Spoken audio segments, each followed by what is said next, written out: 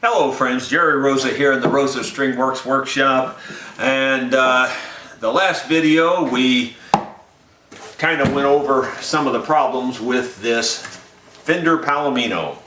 Since the neck just simply unscrewed off of there, I just unscrewed it because I thought, well, heck, it'll be easier not to have the neck flopping around while I'm working on this mess on this body.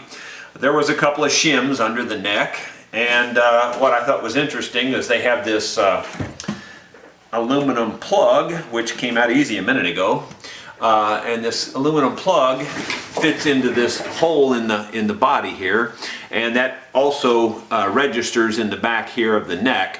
So that, I guess, kept it from going any direction this way, plus the bolts themselves, or the screws themselves, screwed into the neck. It's kind of interesting. I took the pick guard off of it also, and you can literally smell the mold. Maybe you can even see it, the white mold here. And this thing was kept in a bad place. I believe it was kept outside. I believe it was kept outside in an open shed, and which makes sense, because when the guy showed it to me, I said, well, wow, this thing's been kept in a hot place, and it's been kept in a very humid place, a hot, dry place and a humid place. He goes, well, that's probably true, because it was in an outdoor shed. And I thought, yeah, well, that's, depending on the time of the year, it would be very dry, and depending on the other time of the year, it'd be very wet, you know. So that's what it looks like to me, and that's why I say the humps are in the top here. It's just a mess. And whoever glued the bridge back on, I'd like to punch him in the nose because it's just crazy.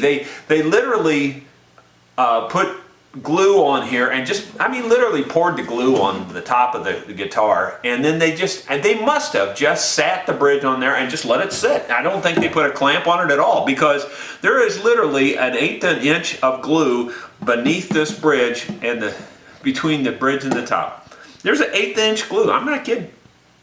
And it's just literally sitting on there, and I think that's also why the bridge just kind of spun on itself. It's not straight at all, as you can see. It's this end is quite a bit that way compared to this end.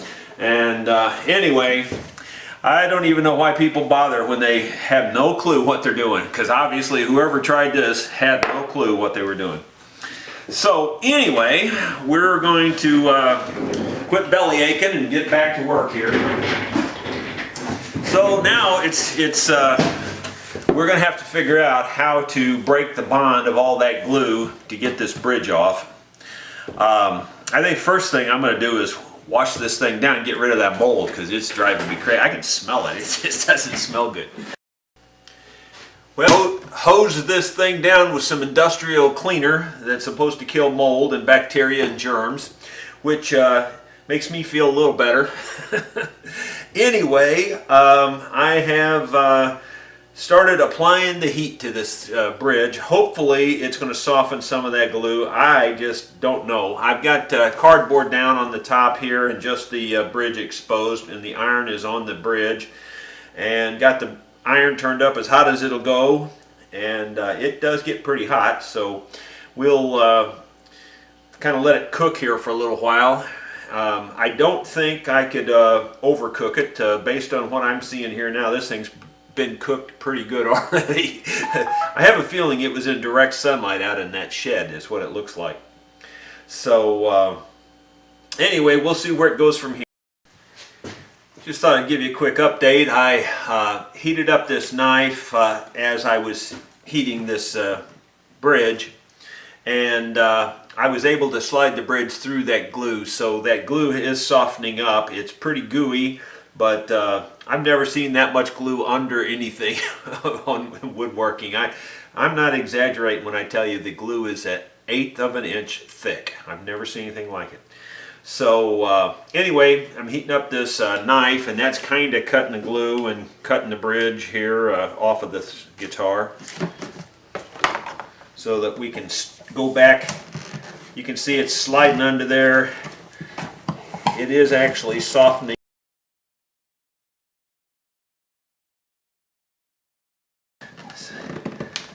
It's coming. It's softened it up quite a bit. Really don't care if I break the bridge, except for the fact that I'm going to use it as a pattern.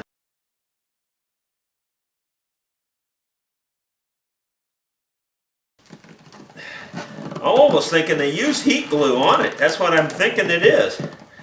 And that may be what they did. They may have just used hot glue.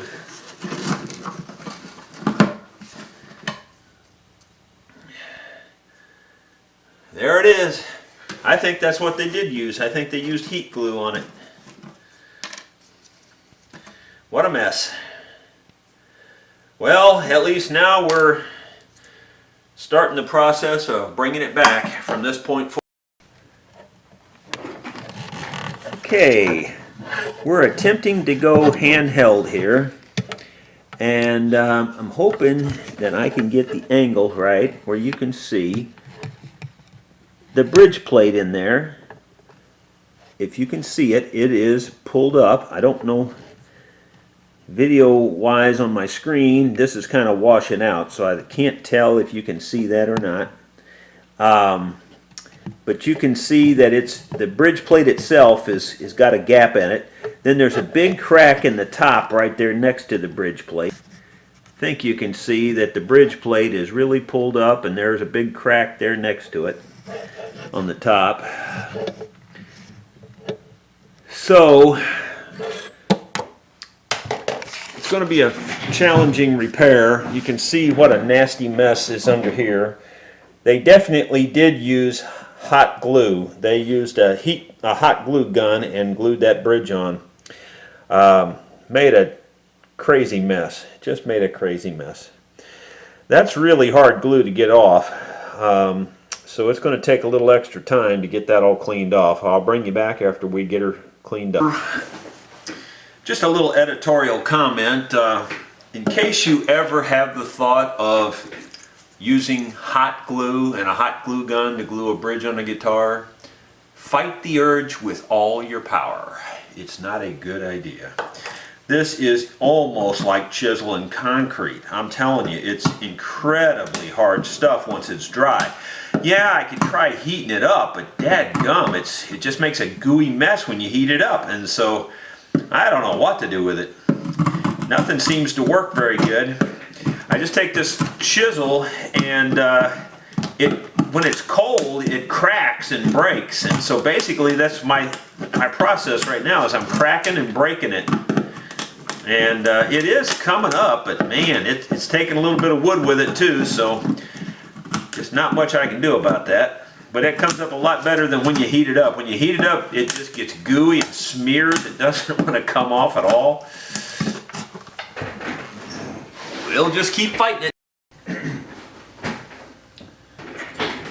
Well, we've successfully got the bridge off, and I have rigged up a contraption. It's not exactly an invention. I copied it from, I believe, a contraption I saw probably from Stuart McDonald. I'm not really sure where. But I got a lot of this plastic at a auction not too long ago, and so I thought I might as well make use of it.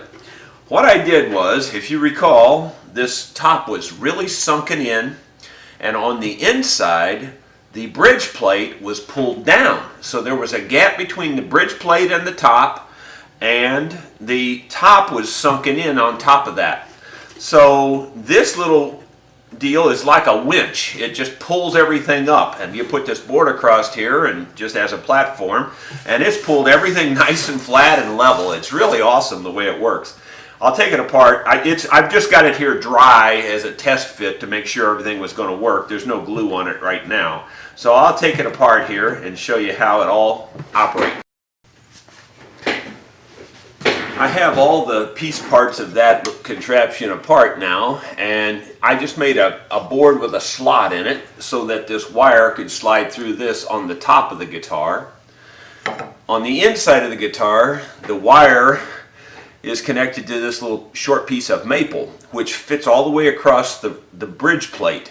So the bridge plate is like this inside, and this pulls up on it, and it just, as you start cranking on this little winch here, it's just, you can see that it's an old violin mechanical tuning key is what it is.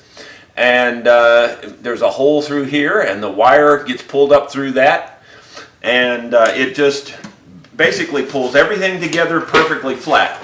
If you can see it now that the tension is off, it's not flat. It's it's kind of sunk in right in here, and this is it's kind of like a hinge right here. The top is actually like a V right in here in this area.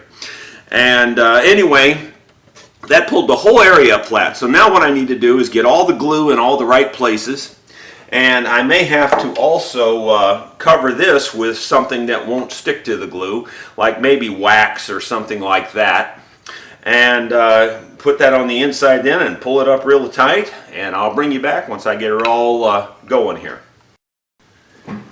I had fully intended on showing how I got the glue up in there and how I got the clamps on and everything, but plans changed. That was way harder than I thought it was going to be. You know, it's always hard working up inside a guitar. It's always hard. But this bar on the inside here just complicates it immensely. You can't get your hand in there, you can't work back and forth, you can't do, you know, you just can't turn your hand the way you want to turn it. So I started putting glue on the outside first, which was the first mistake. I should have did it on the inside first. So that glue was already starting to, you know, materialize whenever I was in there trying to get some glue up on there, and with a regular brush, couldn't do it. Tried and tried. Had a lighted mirror inside there, everything. Couldn't even touch the spot. Couldn't get to it. So I had to work quick, and I took an old cheap paintbrush that had a plastic handle, took it over to my torch, heated the plastic handle, bent it in an L, drilled a hole in the end of it, and inserted a longer wire because the handle was real short on this. Then I was able to reach up in there and get past that X bracing.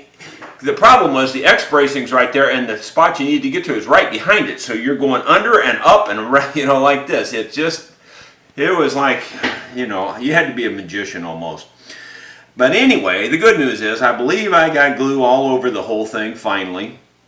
And what I did was the little board, the little short piece of wood that's on the inside that's pulling up, I put electrician's tape all around it. I figured, you know, glue might stick to it a little bit, but it's not going to stick real hard because it's plastic. And so then I put a piece of plastic underneath this board. There's a very thin strip of plastic underneath here with a hole drilled through it so that I could put my wire through there, the board and everything. And now this thing's cranking up the inside, pulling it all, just pulling it really tight. It's working really good. I'm absolutely pleased with the setup.